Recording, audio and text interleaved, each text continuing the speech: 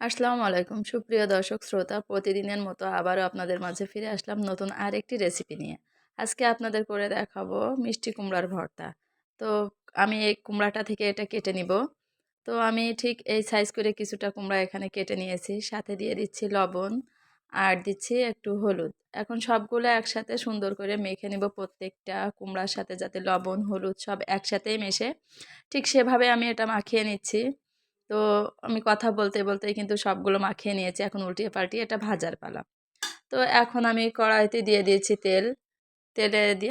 তেল দেওয়ার পরে তেলটা যখন একটু গরম হবে আমি এখানে দিয়ে দিব সেই কুমড়াটা। তো এভাবে আপনারা ভেজে ভর্তাটা করবেন, তাহলে অবশ্যই টেস্টটা একটু বেশিই ভালো আসবে, অলওয়েজ টেস্টি হয় এটাই আর কি। তো এখন আমি একটা একটা করে সবগুলো মিষ্টি কুমড়া এখানে দিয়ে দিচ্ছি, যতটুকু ধরে আর কি। এখানে সবগুলো একসাথে তো ধরবে না, কিছুটা দিয়ে দিচ্ছে আর কিছুটা রেখে দিচ্ছি আর কি।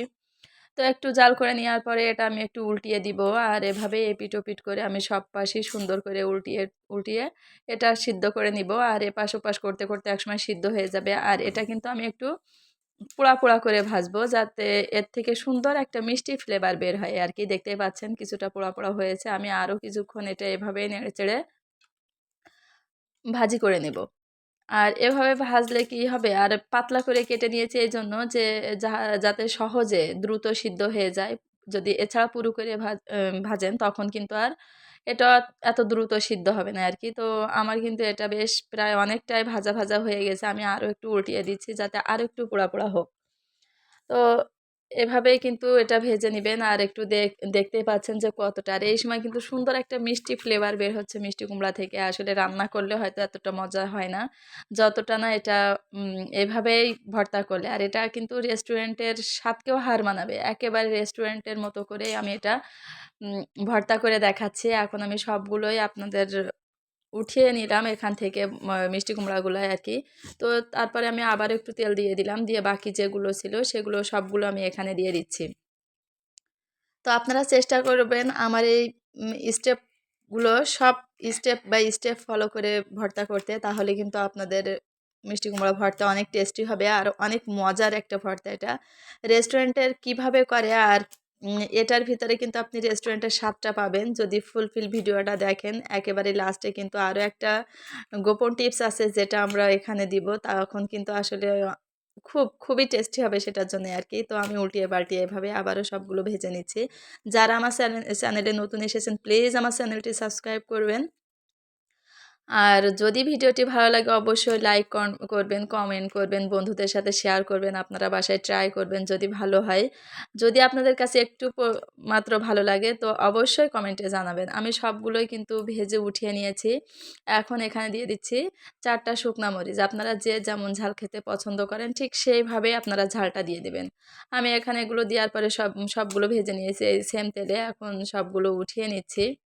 উঠানো হয়ে গেলে আমি এখানে দিয়ে দিব রসুনের কোয়া। আপনারা চাইলে রসুনের কোয়া আপনারা মরিচের সাথেও ভাজতে পারেন। আমি এখানে ২ বার ভেজে নিয়েছি, ভাজা হয়ে গেছে। এখন আমি মরিচ আর হচ্ছে লবণ একসাথে একটু সুন্দর করে মেখে নিচ্ছি, যাতে সহজে মরিচটা একেবারেই মাখা, মাখা হয়ে যায়। যে সবগুলো মরিচ ভেঙে যাবে, সুন্দর করে মাখানো হবে। তারপরে আমি এখানে পেঁয়াজ কুচি দিয়ে সুন্দর করে মেখে নিচ্ছি। আর এভাবে লবণ, মরিচ আর পেঁয়াজ কুচি যদি আপনি বেশ কিছুক্ষণ মাখেন, পেঁয়াজটা অনেক সফট হয়ে যায়, তখন কিন্তু ভর্তাটার ভিতরে যায় আর খেতেও অনেক ভালো লাগে। তো আমি এভাবেই কিছুক্ষণ এটা মেখে নিচ্ছি। দেখতেই পাচ্ছেন কত সুন্দরভাবে মেখেছি। তো ঠিক এই পর্যায়ে আমি এখানে দিয়েছি সরিষার তেল। পরিমাণ মতো সরিষার তেল দিয়ে দিবেন। দেওয়ার পরে এখানে আমি আবারও কিছুক্ষণ এটা মাখাবো, যাতে করে সবগুলো পেঁয়াজ, মরিচ, লবণ আর তেল একসাথে সুন্দরভাবে মাখা হয়। ঠিক এই পর্যায়ে মাখা হয়ে গেছে। এখন আমি যে রসুন ৩ কোয়া দিছিলাম সেটা আমি সুন্দর করে এখানে আস্তে, আস্তে করে এগুলো কিন্তু মেখে নিচ্ছি। এটা কিন্তু সিদ্ধ হয়ে গেছে নরম অনেক। তখন এর সাথে আবারও আমি এখানে মাখিয়ে নিচ্ছি। হাত দিয়ে চেপে, চেপে রসুন ৩ টা সুন্দর করে ভর্তা করে নিচ্ছি। নিয়ে এর সাথে মাখিয়ে দিচ্ছি। ঠিক এই পর্যায়ে যখন মাখা হয়ে যাবে আমি এখানে দিয়ে দিব মিষ্টি কুমড়াগুলো। তো মিষ্টি কুমড়া আমি সবগুলো এখানে নামিয়ে দিচ্ছি। নামানোর পরে এভাবে মেখে নিব। এভাবে মাখতে, মাখতে একসময় দেখবেন সুন্দরভাবে এটা সফট হয়ে এসছে। একটাও দানা, দানা নাই।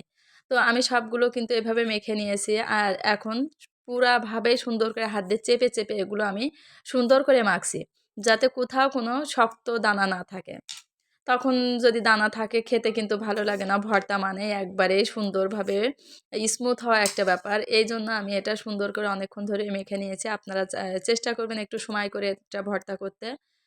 তো দেখতেই পাচ্ছেন এটা দেখতে কিন্তু অনেক লোভনীয় লাগছে আর খেতেও কিন্তু অসাধারণ।